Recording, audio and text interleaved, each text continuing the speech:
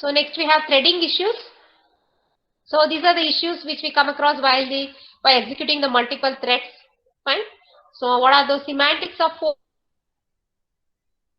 Discussing the fork and execute. Where we'll use this to create a child process. We have a parent process. Fork, what is that it will do? It will create parent and child process. Fine.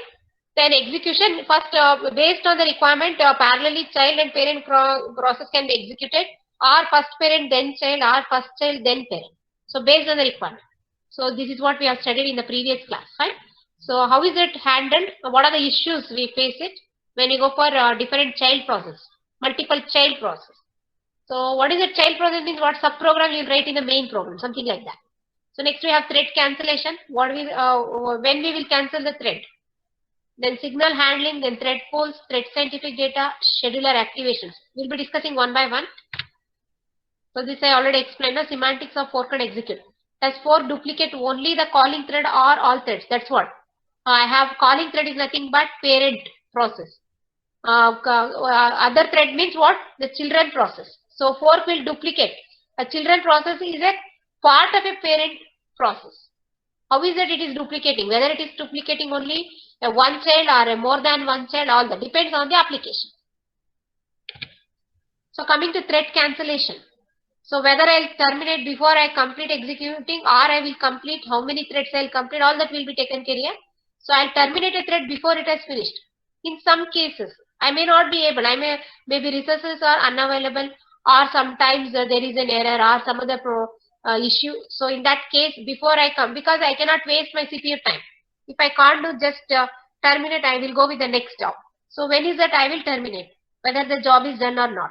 So terminating a thread before it has finished. Before I have finished the job, I may terminate. What are the cases? There are two general approaches. First one is asynchronous cancellation. Second one is deferred cancellation. Asynchronous cancellation means here it terminates the target thread immediately. As soon as it will come to know that there is an issue, it will terminate. Without second thought, it will terminate. When I come to deferred cancellation, allows the target thread to periodically check if it should be cancelled. So for particular period of time, it will decide if I can complete within this particular time, okay, I'll complete. Otherwise, if I cannot complete, okay, I will terminate. So this is what done in the deferred cancellation. Terminating immediately is done in asynchronous. Terminating for after a certain period of time is done in deferred cancellation. So next coming to signal handling. So how is that signals are going to be handled here when executing multiple threads? Signals are used in Unix system. The example is taken as Unix operating system here. Kernel is the example of Unix here. To notify a process that a particular event has occurred. So how is it? And you know that CPU while executing some program, some user program, it will wait for a IO interrupt to occur. So how it will come to know? When the interrupt has occurred. So there is some signal. Signal is nothing but an interrupt or a message which will notify that there is an event occurred. There is a request for, there is one job requesting for service. Fine. So who will take care of this? There is a signal handler. It is used to process the signal. What are the signals it will process?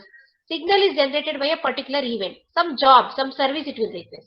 Signal is delivered to a process. Then it will, whatever the service it wants to take a printout, the printer is requesting for the service.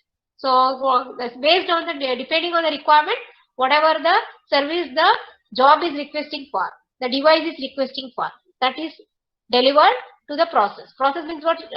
Like a one job, it is going to be executed, like a program. Right? Now OS will handle that signal. So it will process, it will execute. So options. First, deliver the signal to the thread to which the signal applies. I should decide now whether I have to go for a one-to-one or one-to-many, many-to-one, all that. First, I will deliver to the thread. Right? Then I will think. Deliver the signal to every thread in a process. One particular thread I have put it in a queue. If at all, if I cannot wait, then I will go for, I will put it in all the threads. At least one or the other thread, it is going to be handled by kernel. So deliver the signal to certain threads in a process. Either I will deliver the signal to one particular thread or to all the threads or some certain group of threads. Maybe 2 level, I will put it in 2 threads. Fine.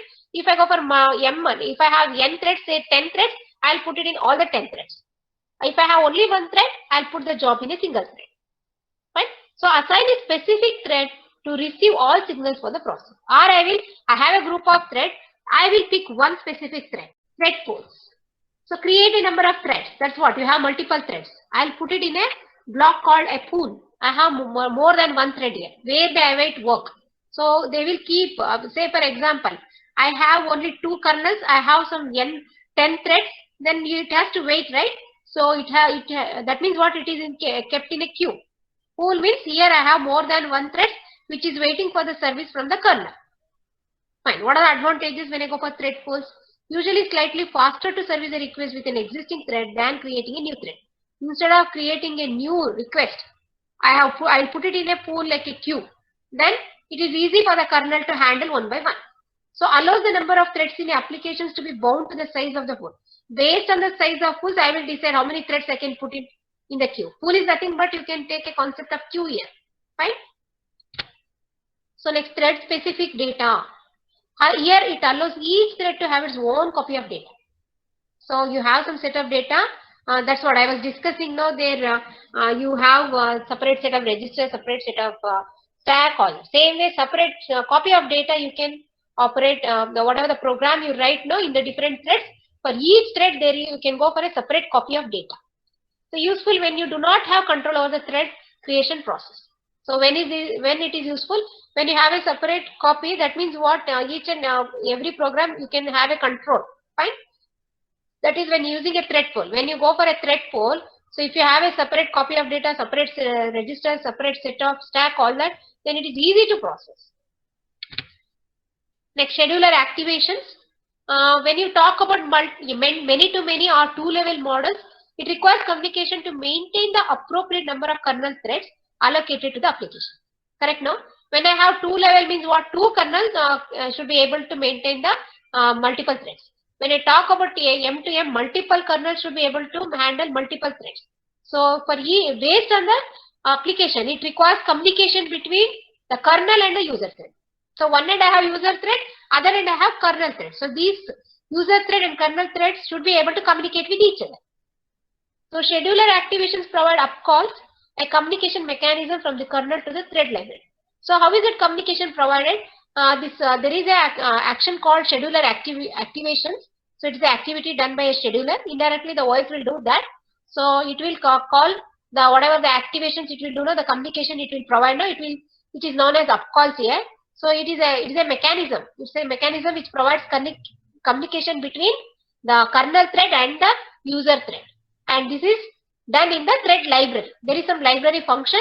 When you call that function, it will automatically activate the communication between the kernel thread and the user thread. So this communication allows an application to maintain the correct number kernel threads. So you should know how many to many means what is my M, what is my M here, how many user thread I have, how many kernel thread I have. So based on that, the communication is allowed between the user thread and the kernel thread.